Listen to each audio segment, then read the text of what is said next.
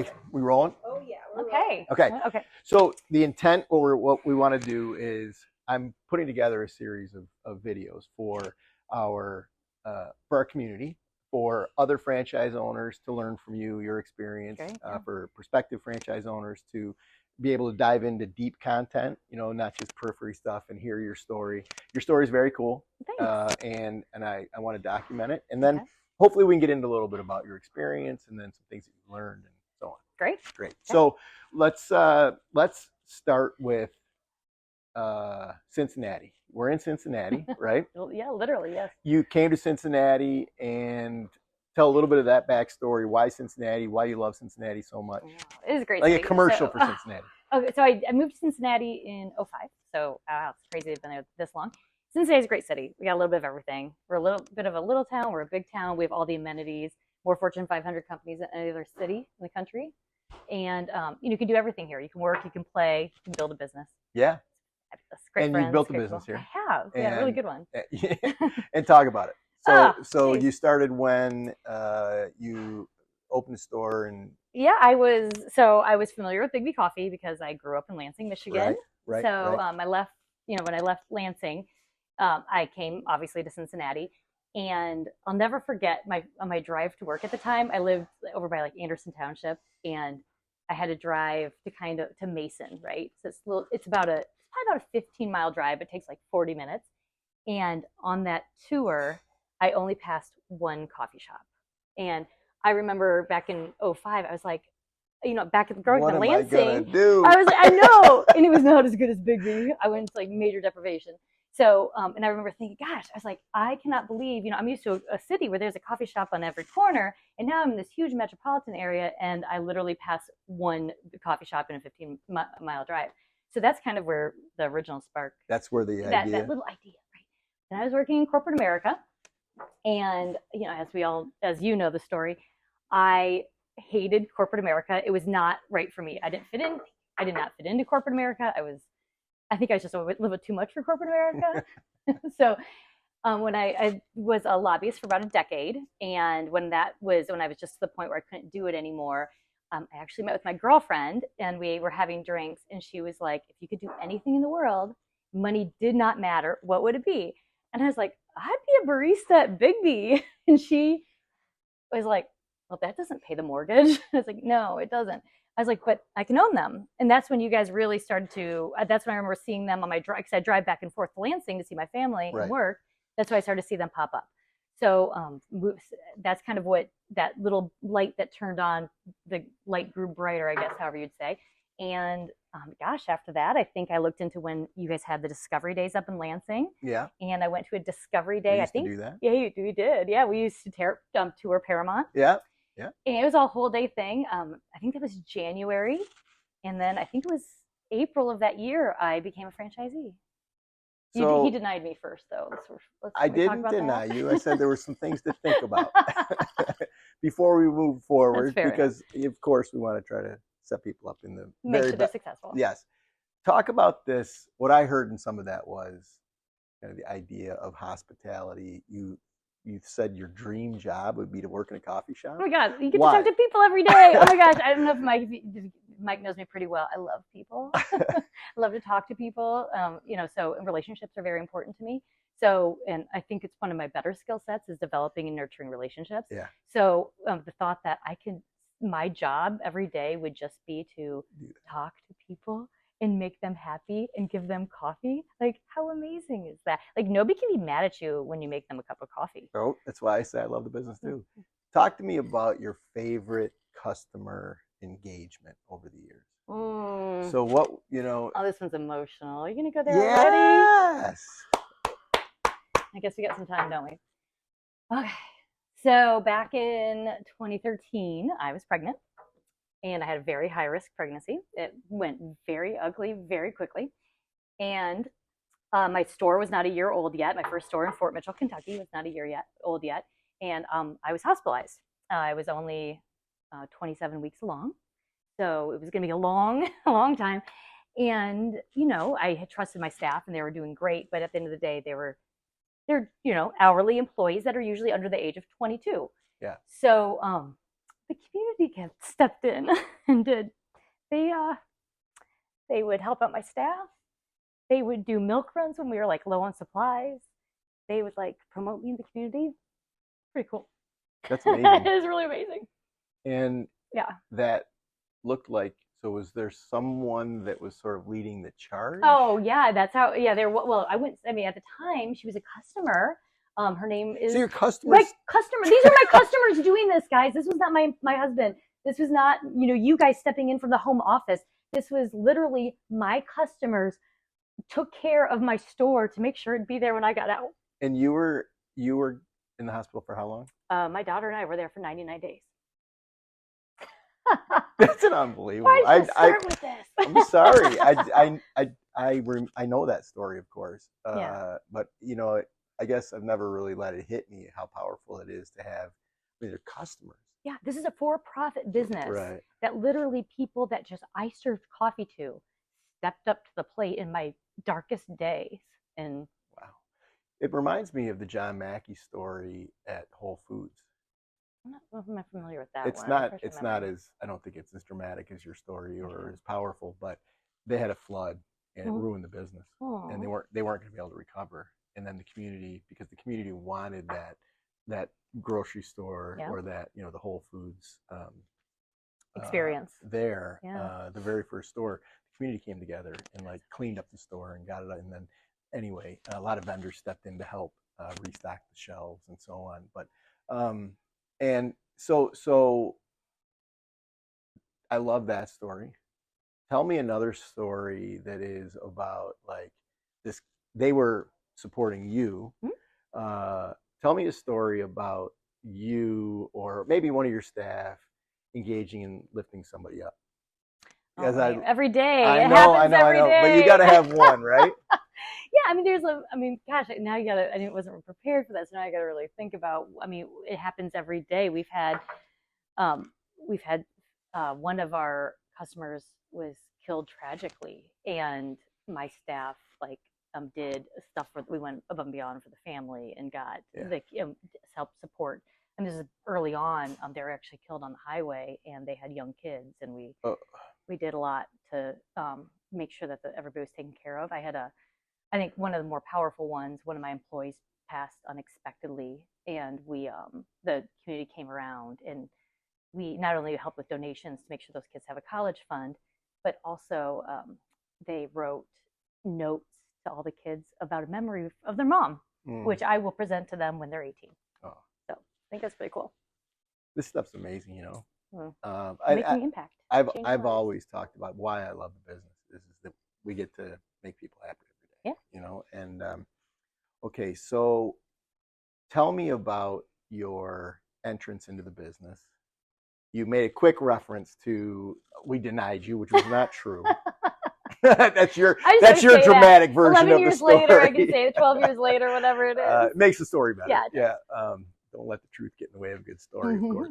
But talk about how you put it together, and you can share as much, or you don't have to go into how I put the first store together. Yeah, and how that worked, and because I think for a lot of people, organizing and structuring that first store is super intimidating. It is. Oh, absolutely. 100%. I mean, it's and especially coming from the corporate world, it was definitely, I always said it was like drinking from a fire hydrant. So, we're going to talk about that later. So, we can edit that out, right? You told me you quit. Oh, no. Jesus. No. God. Sorry. I wouldn't have been so surprised. Anyway, okay. So, yes. Oh my God. Compose myself. So, curveball. Obviously, that's why I'm not meant for live TV. So, no one's meant for live TV. Go ahead. Huge transition from corporate America to a new store. Yeah. And the great thing is, I actually found, so I was super intimidated, right? I remember you and I talked about you helped me with my business plan. Remember back in the day, I have staff who does that now. Can I just interject the story? Yeah. So you weren't doing your business plan, if you remember. I do remember. And I called you and I said, Shanna, if you sit down, this thing will take you 3 or 4 hours If based on yeah. the template. Yeah. And then you did, and you call me back like 2 hours later. You're like, well, if you had told me this was that easy. Well, it was intimidating. I know. You know, at first it's the unknown. everything is new, right? That's why I think a lot of people are scared of the unknown and things that are new. Yeah. And what the great thing is about BIGGBY though is you, not only yourself at the time, but also your staff was there to help and guide me every step of the way. Right. And that is something I have my employees who now help other franchisees around Cincinnati do that.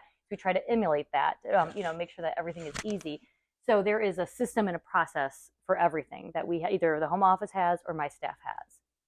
So, but it is a very overwhelming experience. But there's obviously lots of helping hands to kind of assist you and make sure that all the T's are crossed and the I's are dotted. Yeah, but you still have to do it, right? Oh, yes, absolutely. Oh, no, we just guide you. Yeah, we provide you I know. with assistance and guidance. Yeah. But a lot of and a little encouragement. Absolutely, because there are sometimes you get sucker punched, right? Yep. I think every day I get sucker punched or slapped in the face with something. Right. But there's always something but there's somebody, and every day my phone rings with franchisees with questions. All of them are different. I'm not going to do the work for them, but I'm going to help and assist them and provide them with guidance. Yeah. So I think at this point you reference a role that people aren't aware of. Oh, yeah. Can you explain the role and talk about it and why? I guess. Also, well, we can get to that later, but why did you choose to do that? But anyway, go ahead. So you're an area representative. I am. For the I've company. been one for 5 years. Can you go ahead and explain? Crazy. That is crazy. Where does time go? I know. Gosh. So yes, I'm an area representative. So I own my own stores, and then I also help others open their own stores. And what that means is I basically I kind of consider myself a liaison to the market, and to obviously the conduit to the home office. And I essentially walk people through, from the very first day we have their interest in BIGGBY Coffee sparks. I walk them through the entire process of understanding what a franchisee is, applying to become a franchisee, becoming a franchisee, and then from there, me and my staff help assist them find a location.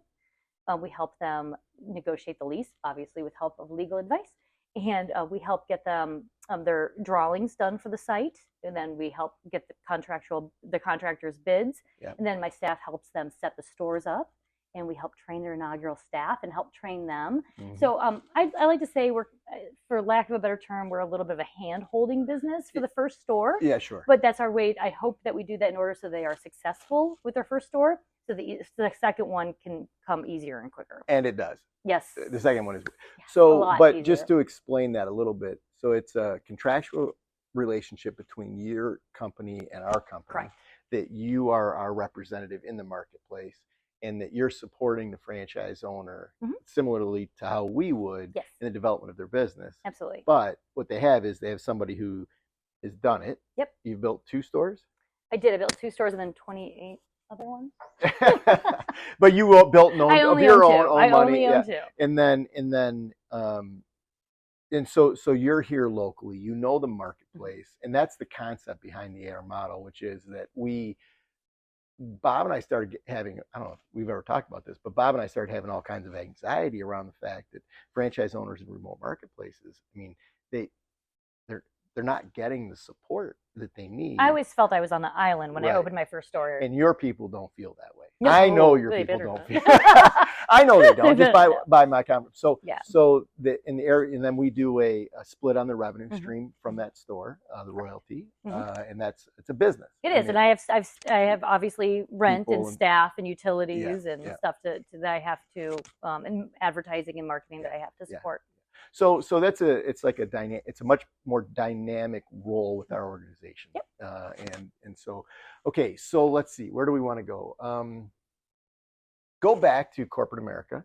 Talk to me why you didn't fit in corporate America, and give me some experiences where you were like, this doesn't work.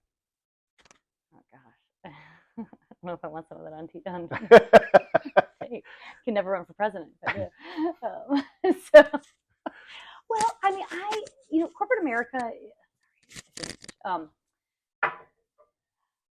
the structure of corporate America bothered me. Like number one reason why, the harder I worked, I still made the same amount of money. Yeah.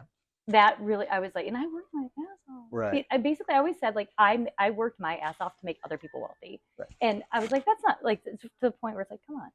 So that was probably my biggest issue. And then also, I always had these ideas. Like, you know me, I always have an idea, right? No, I know. I'm not aware. So I know I always have an idea. And that was, I always, with corporate America, there'd be roadblocks every step of the way. Why we can't do this, why we shouldn't do this, how that would take too much money or take, so there was always people, I'd be like, I have an idea. As I say every day, my daughter always says. And then I always would get people fighting me on my ideas. And I was like, no, I'm going to open my business where I can implement my own ideas. Yeah. If you didn't do BIGGBY and you align with a different franchise, what would it be? What would it be in? Have you ever thought about that? No, I'm a very focused person, so you don't even. No, isn't that Yeah, funny? I don't either. I mean, no, I guess looking back, I used to own real estate. Remember back in the day? Yeah. I wonder, I sold all my properties when I moved down here. I mean, maybe I'd be doing that. No, I never have ever envisioned my life anything but BIGGBY, which is good. But yeah, that is good. What kind of role, like, or what other kind of work would gratify you? Oh, just work anything with people. Yeah, that's. I mean, that's what makes me happy. Yeah, I love that. Yeah. Do you have anywhere you want me to take it right now? I don't know. No, let's see oh, we got plenty of time. No, we got time. Ooh. I've got someplace I can go. Ready? Okay, so here you are. You've been very successful in building a brand, going very, very well. And you think about yourself at 20. And what would you tell yourself at 20 what advice would you give yourself as a 20-year-old? I love that question. Focus and don't be afraid to make the mistakes and be willing and open to try anything. Okay. And don't be too focused on one path because you never know where. Like sometimes I'm too hyper focused. Yeah. And sometimes I wonder if I would have just not been so hyper focused, where my life would be. Okay. All right. So explore a little more. Yeah. Travel, wander. Travel. I have really bad wanderlust, so I'm always traveling and wandering. Doing something. Yes. Yeah. Okay. So let's talk about the business again. Yes. What are the 3 pieces of advice that you would give to a franchise owner who is thinking about coming in or maybe just came in? What are the 3 things that you would say to them to help them? I would tell them 100% to focus on community, customer service, and their staff. Try to train their staff to the best of their ability to be the best customer service representatives and representations of them and the brand as they can possibly be. How? It takes a lot of time. Mm-hmm. It takes a lot of patience. You have to be there and honestly teach them customer service and how to interact with people. And so I have a particular aversion to the word customer service. That's fine. No, but because to me it is too limiting of a term. Okay. And customer relations. I'd like to talk about it as like an experience, like taking care of the experience. Yeah. And that's multifaceted. Mm-hmm. It's not only the customer, it's also the staff's experience. Absolutely. Because that's a mutually sort of symbiotic relationship. You know, like, when you have an interaction in the store with a customer, it's great. You feel great. They feel great. Everybody's happy. You're high five. Absolutely. Right? Yeah. Everybody's good in the world. And you're very, very, very good at that. I know that. Yes. Right? Yeah. So, like, one of the best ever. Yeah. So how do you coach that? How do you communicate with a new person coming into our system, into our environment? How do you coach them? What are the tips you give them to make that experience? I try to, right, it's hard, right? It is hard. I try to teach them to the best of my ability that you treat your employees like they are your family, with the exception that there needs to be clearly defined boundaries. So that just so all expectations are met, and lay out your expectations. I think a lot of times with customer service or with your employees, expectations are not clearly laid out. And I think then that it kind of from there it can go down dirty, like bad paths. And also you got to nip bad habits in the bud. Like you just instantly. Yep, absolutely. And it's hard. It's hard and it is constant. And coaching is something that you have to do every single day. Yeah. When you bring somebody, a new soul, into your business as a barista, how do you coach them on creating that experience?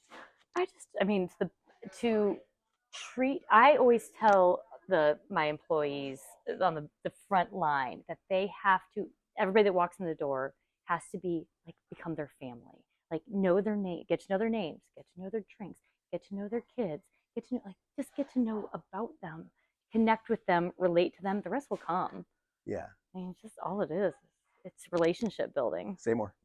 This is your genius.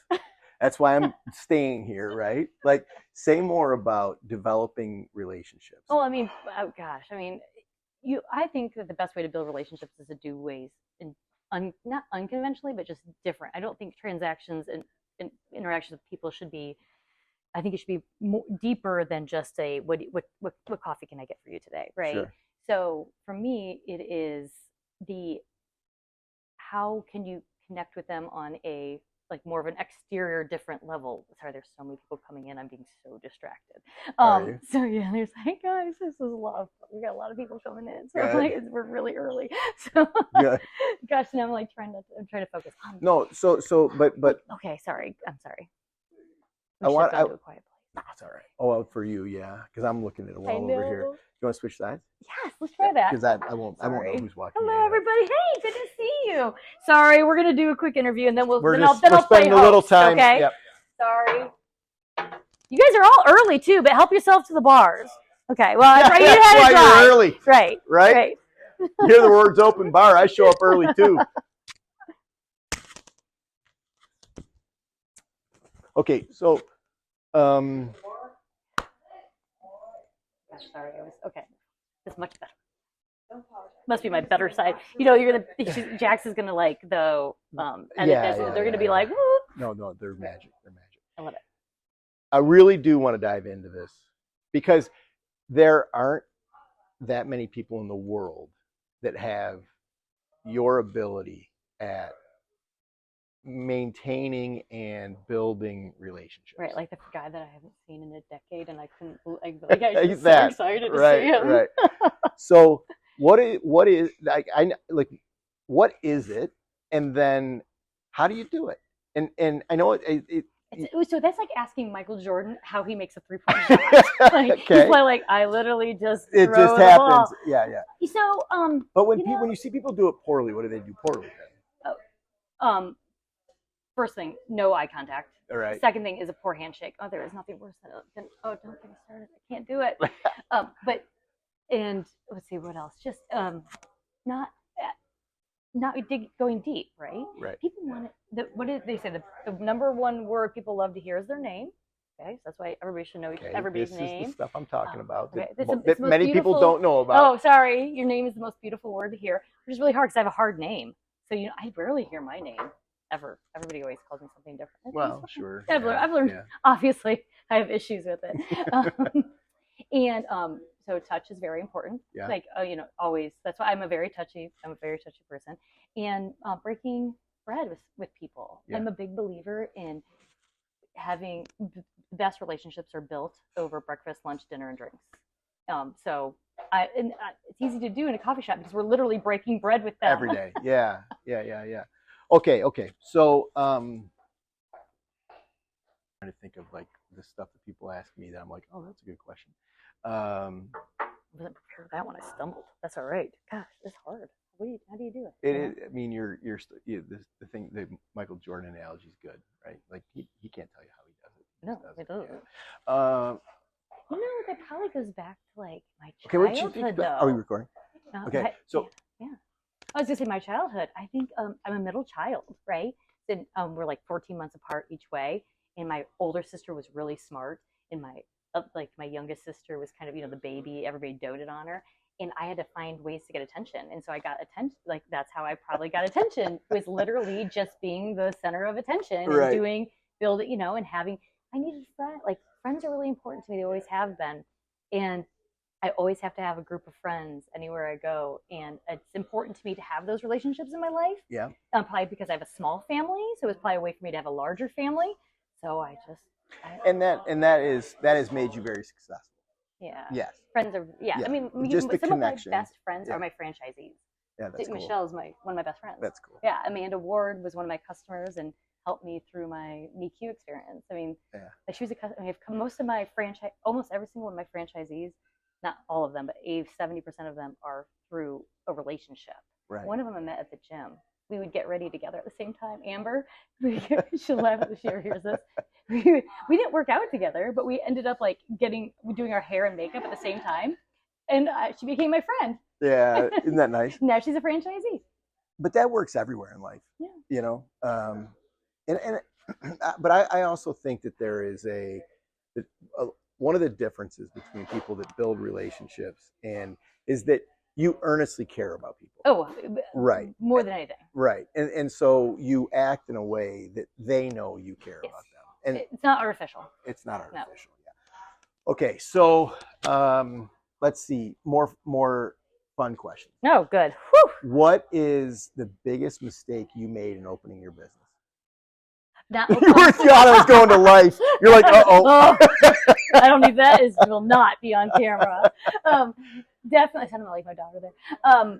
Definitely not opening my second sooner. But really, yeah, but that was obviously because the issues with my daughter. Sure. If I could go back, I could do it all over again. I would have. If it just was. See, I always think people should slow down in that process. It was fine. It was like 3 years though. Okay. So okay, 3 years. I think it should have been a little sooner. A little bit quicker. And the second one did well. Opened and did well. Mm-hmm. Okay. Absolutely. And so the biggest mistake you made was not being more aggressive. Yes. There were very good reasons for it, but not being aggressive. Absolutely. Okay. And not a drive-through my first one, but it's Fort Mitchell and it's been great. It's a little engine that could. What was your biggest mistake in opening the first store then? Other than not having a drive-through, and then also really not doing I didn't spend as much time looking back now as I should have on developing a more thorough marketing plan. My theory, which actually really worked out to my favor, but it was a mistake. Was a mistake. I think they call it serendipity. Is that right? So it was Northern Kentucky is a very small community, right? All bedroom community downtown Cincinnati for the most part.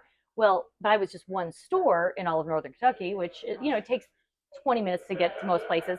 I advertised to the entire market instead of maybe hyper focusing on the 5-mile radius. It helped you in the end, is what you're saying. Yeah. I get it. It totally did. I get it. Everybody knew BIGGBY by year 3, but that was a lot of money I spent, which I probably shouldn't. That didn't support that first store, but supported the overall. It did. Brand it was funny how maybe things happen for a reason. Sure. So tell me who in growing up was your entrepreneurial mentor? Oh, well, my father. Yeah. Yeah. I mean, of course, why not? He owns a wellness center in Lansing, Michigan. So I saw him leave corporate America and open up his own very successful practice. And that, definitely, I would say he'd probably the most. I mean, he taught me I'm sure you do with Liam and your other kids. Like, you teach. I don't know. Hopefully something sticks, right? Yeah, right. You don't know. You see the good, the bad, and the ugly. Who was other than your father? Because I can't imagine growing up, your father was like your beacon. I mean, but who was that person that you wanted to emulate growing up? Oh my God. Well, honestly, it was always politicians. I thought I was going to be that's why I was in politics. I wanted to change. I wanted to, honestly, George Bush. I'm so sorry, George W. I'm so sorry. Maybe Ronald Reagan, a little bit of Nixon. He had great foreign policy. I mean, really, his foreign policy was brilliant. Not a great president. But yeah, I was always a politician. Yeah. Okay. So interesting. I wouldn't say I had a. But you just totally walked away from that. I did. Yeah. Being in politics is hard for a female. It's really hard. It's a hard profession. Yeah. And I was traveling every day, all day. It got exhausting. Yeah. So. Yeah. Okay. You weren't expecting that answer, were you? No, I actually wasn't. Okay. Think about your daughter and what's your approach to her and developing her into, like, do you have visions of bringing her into the business? Or I've thought about this a million times. Yeah, I want her to be her own person, and be successful and happy with whatever she's doing. I don't necessarily. Of course, if you asked her right now, she'd say, "Well, what are you doing when you grow up?" She'd say, "I'm going to own BIGGBY Coffees." If she wants to take that path, that's totally great. I'll support it. Honestly, I want her to be a good human.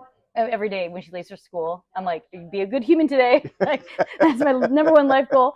And then after that, we talk a lot about finances. I think financial responsibility and is actually something that is not taught in our school system. Totally. So she understands like what a savings account, checking account. She understands to some extent. She's 9 what like interest is and borrowing money. We talk about these principles literally almost every single day. And so it's very important for her to be financially literate. I know that seems kind of dumb and dorky, Nope. but to me, I want her to understand. I think if she can understand those concepts, she can understand anything in the world. Yeah. So. Yeah. So in terms of BIGGBY, let's talk about Life Lab for a moment and what your take on Life Lab is, because we're creating this thing, absolutely, and we think it's one thing, but I'd love to hear your take on Life Lab and what it is we're trying to do and what you think of it. I think it's an awesome opportunity. I hope that some of the baristas are taking advantage of it. I don't really know your numbers or who does. I've taken, I think, a majority, I think all but one class, if I remember correctly, and it's very rewarding. I think it's great to get people to there's a financial responsibility one. That's what made me think of it. Huge and amazing, and everybody should take that. To me, it was, like how people don't, and I do think that it helps people build a community, which is incredible, especially people that don't have necessarily a community, and helps them develop a relationship with BIGGBY Coffee, which is amazing, and teaches them skills that they can utilize outside of BIGGBY Coffee.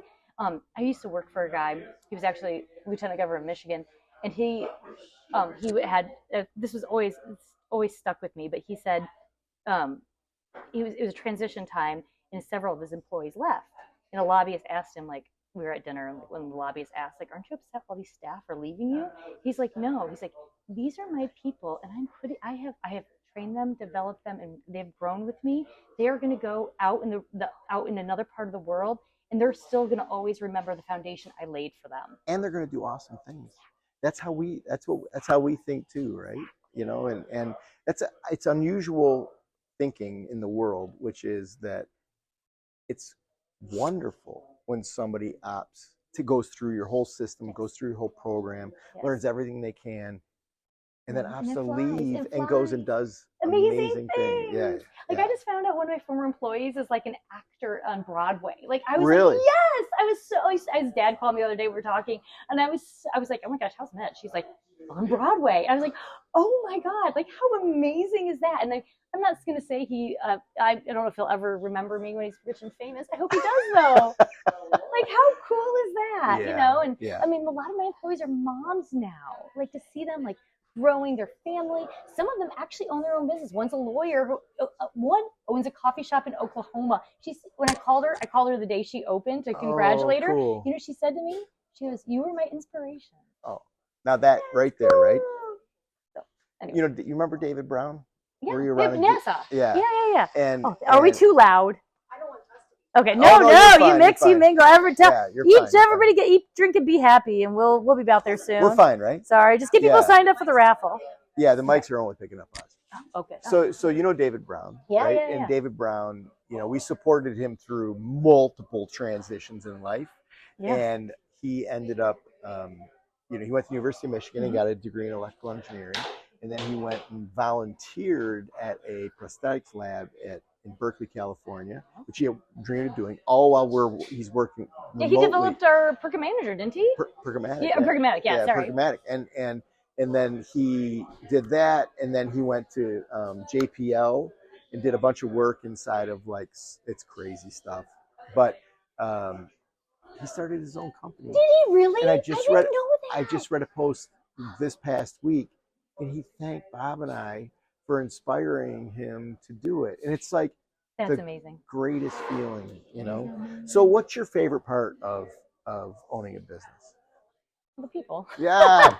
No, but like go into that. Like, so the people means what? I'm seeing people, like, I guess the best part of what I do every day is I take people that have an entrepreneurial aspiration, right? Which is the American dream, right?